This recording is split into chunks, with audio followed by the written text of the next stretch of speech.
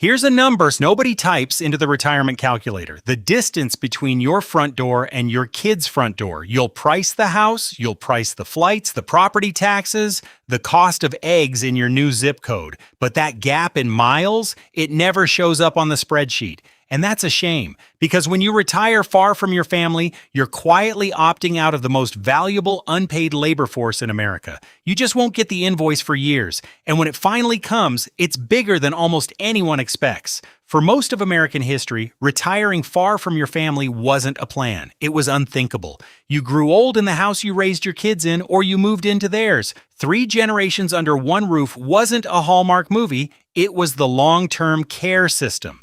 Then the money changed. After World War II, 2 things happened at once. Older Americans got their own income, and younger Americans got mobile. The income came from Social Security, the federal program that sends you a monthly check in retirement, funded by payroll taxes you paid during your working years. Add company pensions on top of that, and for the first time, a lot of older people didn't have to move in with anyone.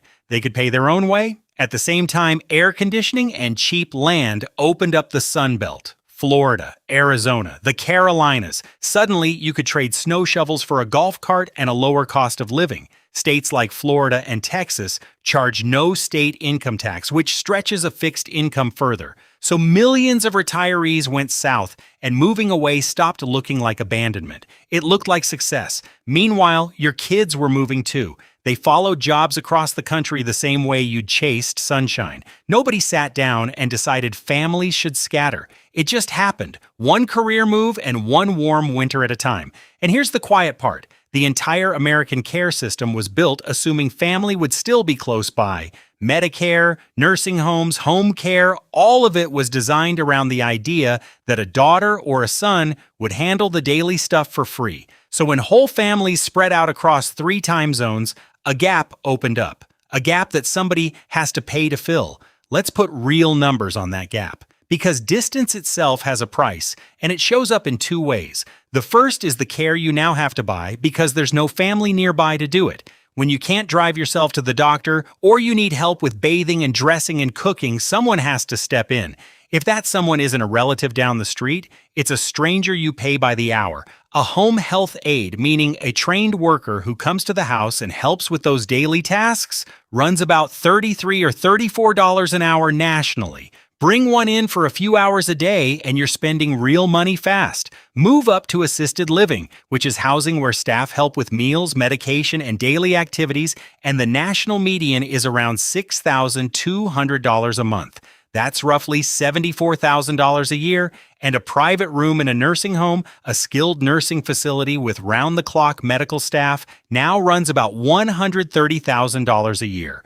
Now, none of those numbers are unique to people who live far away. Everyone faces them. But here's what distance does. It removes your cheapest option before you ever need it. A parent with an adult child 15 minutes away can lean on that child for rides, for check-ins, for 100 small things that never get billed. A parent 1,200 miles away can't. So the meter starts running sooner and it runs on more hours. You can actually see this in the data. The average family caregiver spends around $7,200 a year out of their own pocket on care-related costs. But long-distance caregivers, the ones who live more than an hour away, consistently spend the most, often somewhere between $9,000 and $12,000 a year. Same love, same duty, higher bill. The distance is the difference. And why is nearby family worth so much? Because their labor, if you had to buy it, is staggeringly expensive. Across the country, unpaid family caregivers provide care worth more than $1 trillion a year. 59 million Americans, putting in close to 50 billion hours at a market value of about $20 an hour. When you retire far from your family, you're not just moving away from people you love. You're moving away from a $1 trillion system that runs on love and charges nothing. The market is happy to replace it. The market just charges full price. So who catches all that spending? Follow the money and you'll find an entire industry that exists precisely because families are spread out. Call it the distance economy of old age. Start with the obvious players. Home care agencies send the aides. Assisted living communities rent the rooms. But look at who owns them, and the picture gets more interesting. A big share of senior housing and nursing homes is owned by real estate investment trusts, or REITs, which are companies that own property and pass rental income to their shareholders. Another big share is owned by private equity firms, which buy operators aimed to boost profit and sell them later at a gain. To them, a building full of paying residents is a return on investment. The care is the product. The margin is the point. Then come the services that only exist because you're not there. Geriatric care managers, sometimes called aging life care professionals, are people you can hire to be your local eyes and ears. They visit your parent, coordinate doctors, and call you with updates. In other words, they do for a fee exactly what a nearby daughter would do for nothing, and they charge for it, often $150 to $250 an hour. Add the medical alert pendants with monthly subscriptions, the remote monitoring systems, the senior move managers who handle the downsizing, the airline quietly every time you fly back for an emergency. Each mile between you and your parent is a business opportunity for somebody.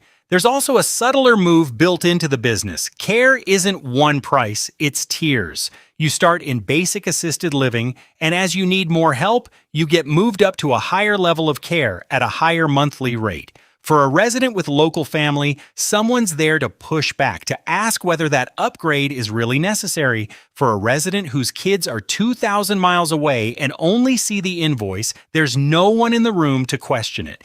Distance doesn't just add costs, it removes the person who would have haggled, and the industry keeps getting bigger. Over the years, small local operators have been bought up and folded into large national chains. When a market consolidates like that, a handful of companies end up setting the prices, and the pressure to keep beds full and margins healthy doesn't exactly push rates down. Sitting underneath all of this is the government shaping the whole market. Medicaid, the joint federal and state program that pays for care for people with low income and few assets, is the single largest payer for long-term care in the country.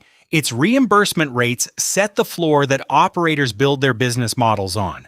When those rates are low, facilities lean on private pay residents, the ones writing personal checks, to make up the difference. So the family paying out of pocket often subsidizes the whole arrangement.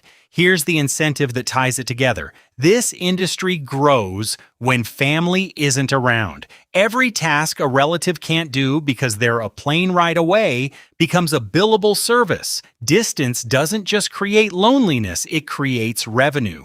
Now, the most important question, when the bills land, who actually pays them and in what order? Most people assume Medicare covers it. Medicare is the federal health insurance program for Americans 65 and older. And here's the thing almost nobody understands until they're standing in it. Medicare does not pay for long-term custodial care.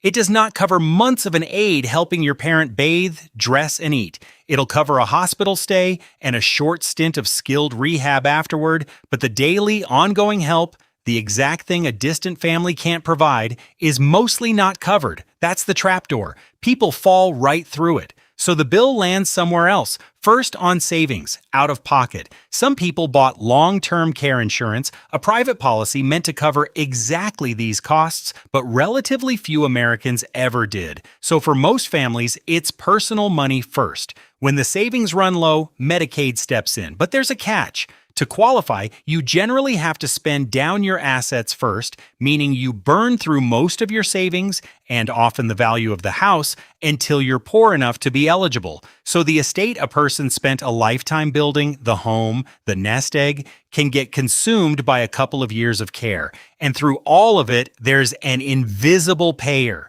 The unpaid family caregiver, that trillion-dollar workforce we talked about. When family is nearby, they absorb an enormous share of the cost by simply doing the work. When you retire far away, you take yourself out of that free system, which pushes more of the bill onto your own savings and eventually onto the taxpayer through Medicaid. And what about the people who simply can't pay and don't have family nearby to lean on? They land hard on Medicaid. which means their care choices narrow to whatever facilities accept it, often with long wait lists and fewer options. Distance can quietly push a person toward a thinner set of choices made in a hurry at the worst possible moment. But don't think the distant family gets off free. They pay too, just in a different currency. Plane tickets, time off work, lost wages when they leave a job early to fly out for a crisis. The distance doesn't erase the family's cost, it just changes the shape of it. And now the costs nobody puts in the brochure start with travel because it never stops. A parent's decline isn't one trip, it's the diagnosis trip, the fall trip, the moving trip, the hospital trip, over and over. Each flight is money, and each one usually means unpaid time away from work. That work disruption is its own hidden bill. When a long-distance caregiver keeps cutting hours or turning down promotions to manage a parent from afar, they're not just losing today's paycheck, they're losing years of retirement savings and Social Security credits, quietly shrinking their own future security to protect their parents' present. Then there's a cost that sounds soft but shows up hard in the data: isolation. When you live far from family, the risk of becoming socially isolated goes up, and isolation is expensive.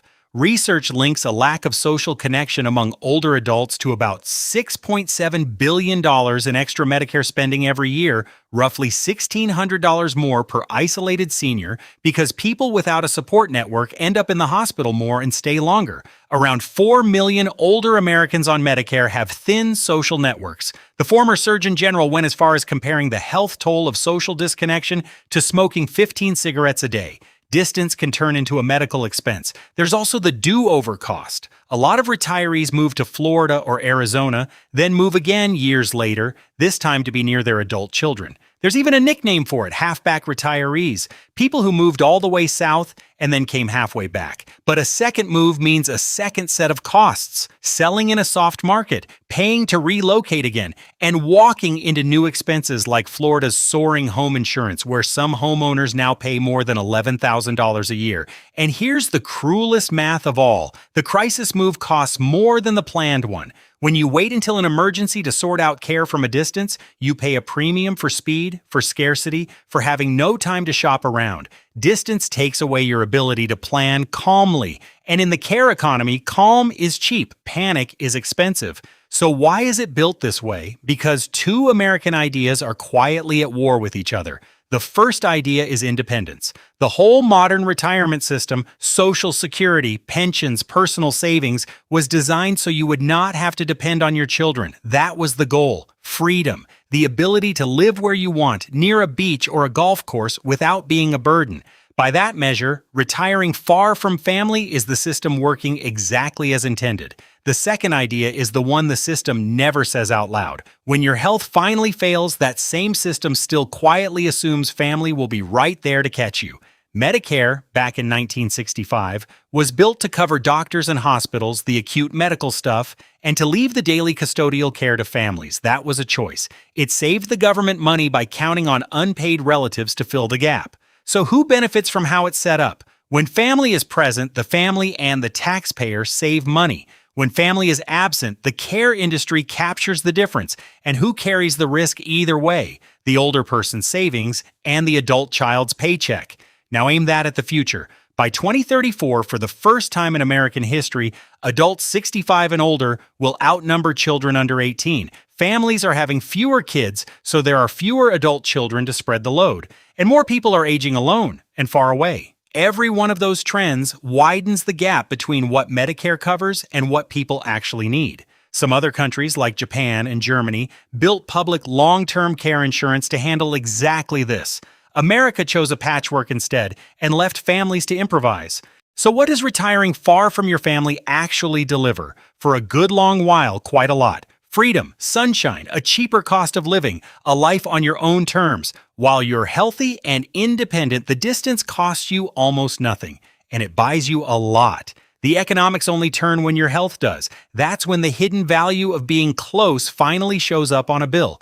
Because the free labor of a nearby family, the rides, the check-ins, the daily help worth more than $1 trillion a year simply isn't there. And the market steps in to sell you every piece of it at full price. Who wins? The care industry when family is absent. The Sun Belt states that collect the taxes and the spending. Who pays the difference? Your savings first, then your children's paychecks and hours, and finally the taxpayer through Medicaid once the estate is gone. None of this tells you where to live. Plenty of people retire far away and it works out beautifully. It's just worth knowing the real trade. Because in America, the miles between you and your family were never free. The bill was just postponed, and the price of aging is highest exactly where the people who love you can't reach you in time. If breaking down the money behind aging in America was useful to you, take a second to like this video and subscribe. It's the simplest way to help this kind of analysis reach more people. Thanks for watching.